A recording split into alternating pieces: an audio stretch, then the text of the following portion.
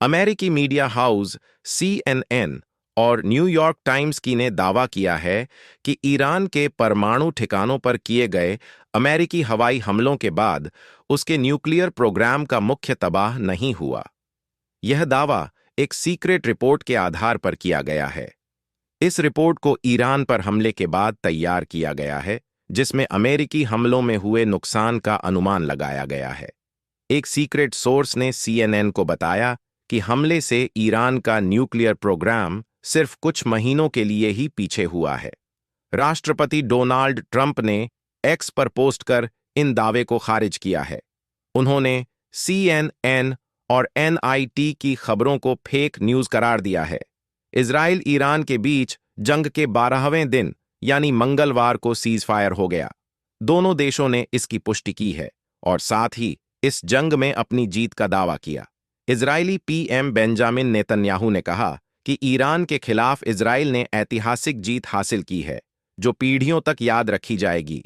उन्होंने कहा, हम शेर की तरह उठे और हमारी दहाड़ ने तेहरान को हिला दिया। दूसरी तरफ ईरानी विदेश मंत्री अब्बास अराघची ने कहा कि उनका देश न्यूक्लियर प्रोग्राम बंद नहीं करेगा। उन्होंने कहा, हमने इस तकनीक को हासिल करने के लिए बहुत मेहनत की है। हमारे वैज्ञानिकों ने बलिदान दिए हैं। ईरान की राजधानी तेहरान में कल विक्ट्री सेलिब्रेशन प्रोग्राम भी आयोजित किया गया।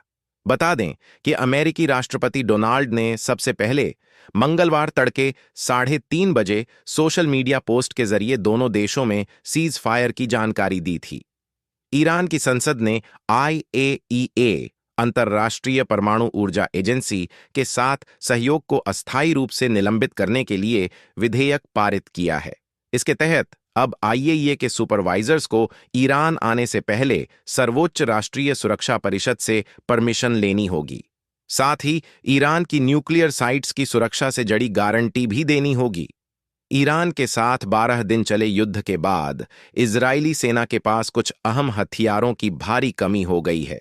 यह रिपोर्ट NBC न्यूज ने अमेरिकी अधिकारियों के हवाले से दी है। इसमें कहा गया है कि इजराइल के पास खास तौर पर गोला बारूद की कमी हो रही है। इजराइल सरकार ने इस रिपोर्ट पर अब तक कोई प्रतिक्रिया नहीं दी है। इजराइल के राष्ट्रीय सुरक्षा मंत्री बेन ग्विर इतामार ने ईरान के साथ सीज फायर के बाद बयान देते हुए कहा है कि इजराइल को अपने दुश्मनों के खिलाफ नर्क के द्वार खोल देने चाहिए। बेन ग्विर बेंजामिन नेतन्याहू की सरकार के सबसे कट्टर सदस्यों में गिने जाते हैं और ईरान में सत्ता परिवर्तन की खुलकर वकालत करते रहे हैं। ईरान और इजराइल के बीच 12 दिनों तक चले संघर्ष में मारे गए शीर्ष सैन्य अधिकारियों और परमाणु वैज्ञानिकों का शनिवार को राजधानी तेहरान में राजकीय अंतिम संस्कार आयोजित किया जाएगा। यह जानकारी ईरान की आधिकारिक समाचार एजेंसी IRNA ने दी है। एजेंसी ने यह भी बताया कि 13 जून को मारे गए रिवॉल्यूशनरी गार्ड्स प्रमुख हुसैन सलामी को गुरुवार को दफनाया जाएगा। ईरान ने 12 दिन चले संघर्ष के दौरान 700 लोगों को गिरफ्तार किया है। इन पर इजराइल से संबंध होने का आरोप है। यह जानकारी ईरान से जुड़े सरकारी मीडिया प्लेटफॉर्म न्यूरन न्यूज ने दी है। इन लोगों पर संघर्ष के दौरान इजरायली खुफिया एजेंसी मोसाद से संबंध रखने और दुश्मन के पक्ष में काम करने का आरोप है। अमेरिकी राष्ट्रपति डोनाल्ड ट्रंप ने ईरान के न्यूक्लियर प्रोग्राम के तबाह न होने से जुड़ी CNN की खबर को फेक बताया है।